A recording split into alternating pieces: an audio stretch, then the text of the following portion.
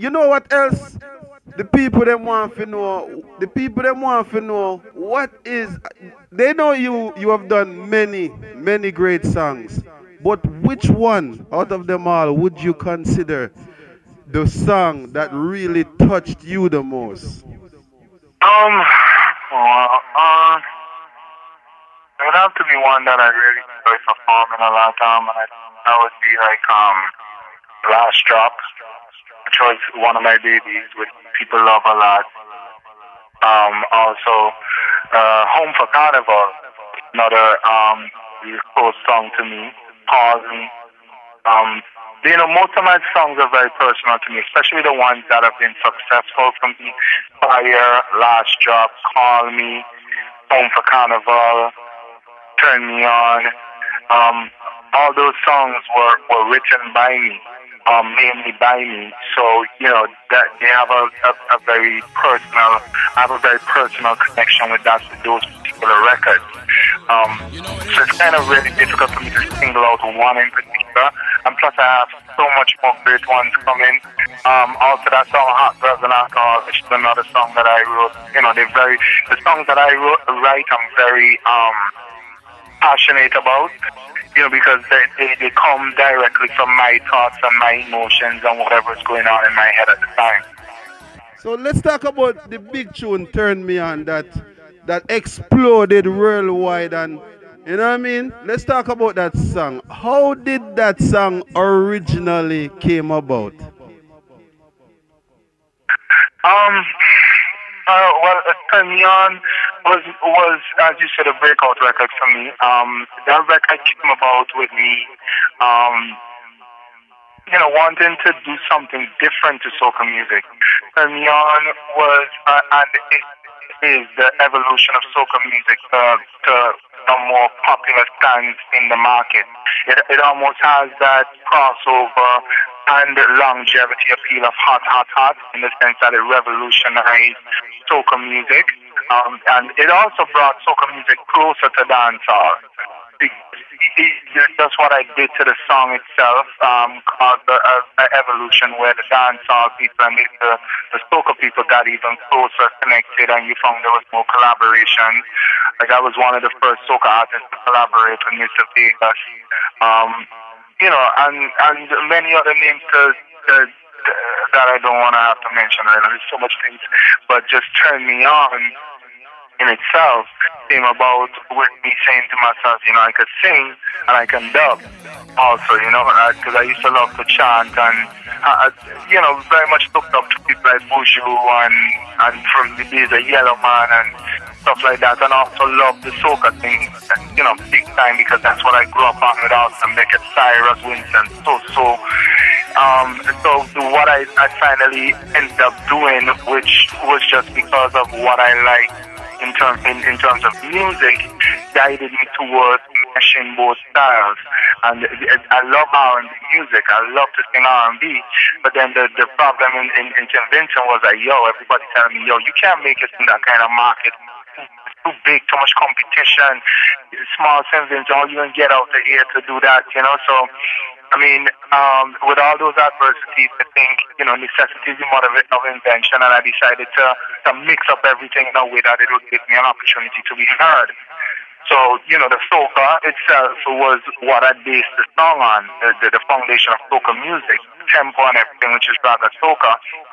The singing, which is R&B, and the fusion of reggae into it, dancehall, gave some more crossover appeal also, and that's just basically the formula that made Turn Me Mad, On. mad, mad.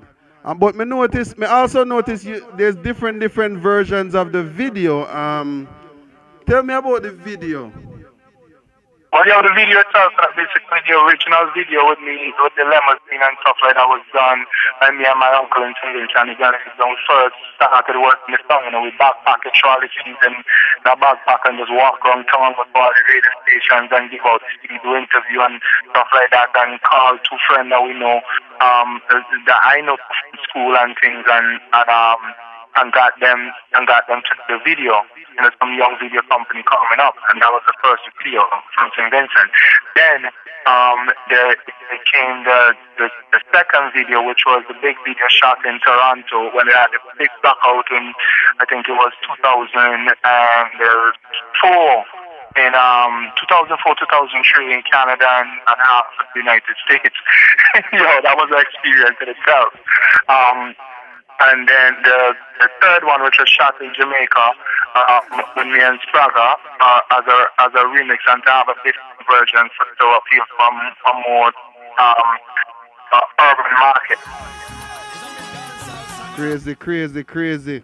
You came from a place where me never think the world did really focus on the music to that level, because to where you came from and where the music is at right now, from where you started out, it really took the world by storm, man.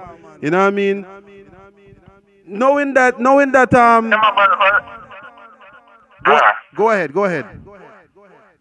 No, I was about to say, it just goes to show that anything can happen, because after turning on Drop, and it showed that the music was not just about a one island thing or any kind of just particular genre. It was just about good music. It started even more attention to the Caribbean music. You had Sean Paul also, you had Rihanna come right after, So and it has kept and it's continuous building. It still have Beanie Man, it still have Shaggy there who I have a record with. And it has created a certain standard that does make soca music have a certain type of niche now in the market, where even you get people doing soca sounding kind of records in his style. So I mean, we definitely have something in the market that can break through. It's just a matter of us supporting each other and really believing in it. Yeah. We all know that Trinidad is one of the major markets for soca music. You know what I mean? What's the vibe like in Trinidad for you? It's great, Great. The people in Trinidad always treat good. When I touched on Trinidad, I have a lot of fans. Trinidad was after St. Vincent Carnival, next big thing for me was Trinidad. I think of Trinidad, I remember having the choice of staying working at customs in St. Vincent and the Grenadines with the government, going to Trinidad and basically focusing on my music for the next level. And at the end of the day, I made the choice, and I gave up a very good job in St. Vincent for the opportunity to pursue my dream. And look at the result today.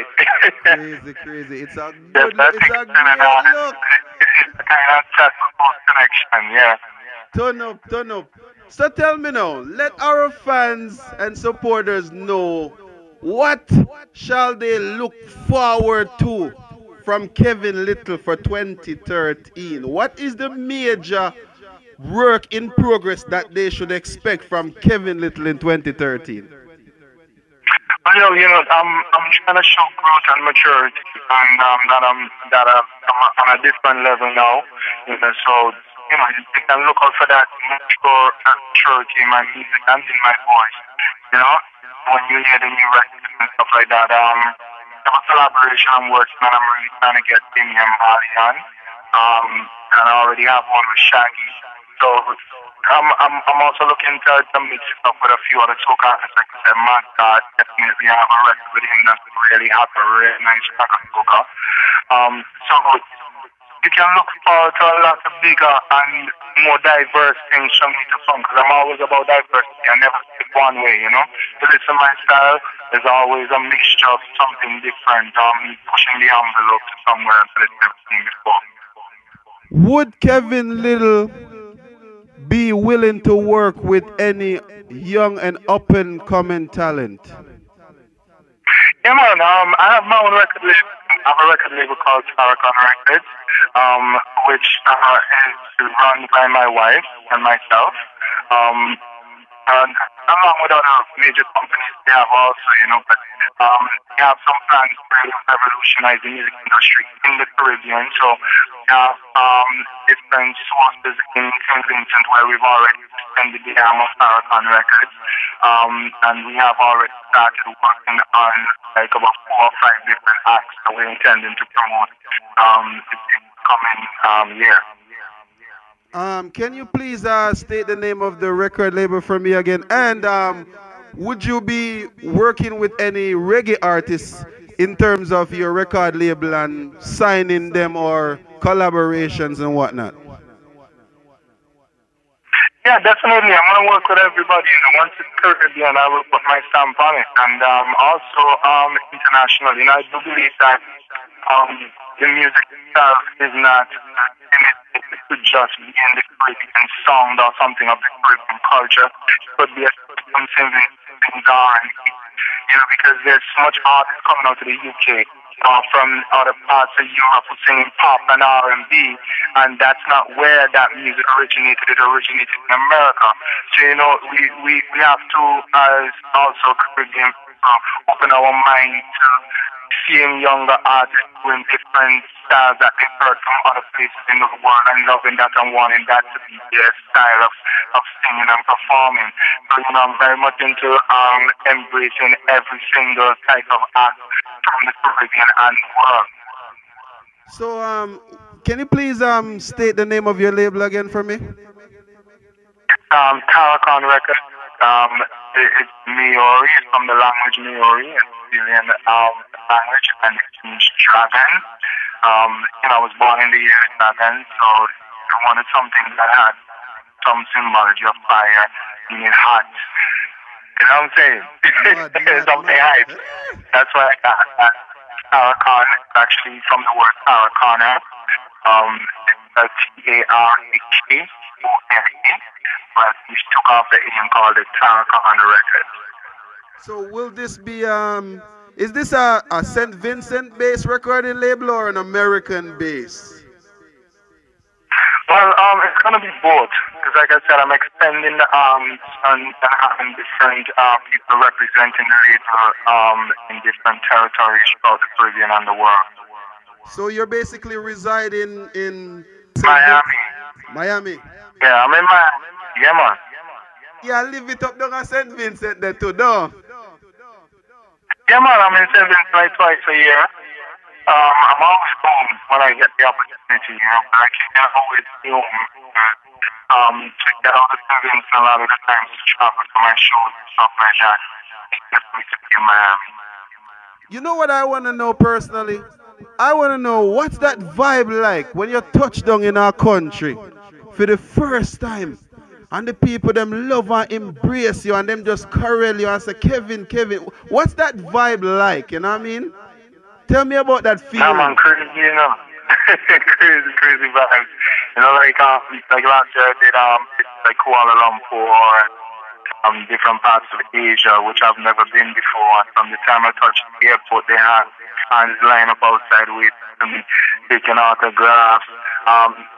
Some places I go, they have armored cars and stuff waiting for me.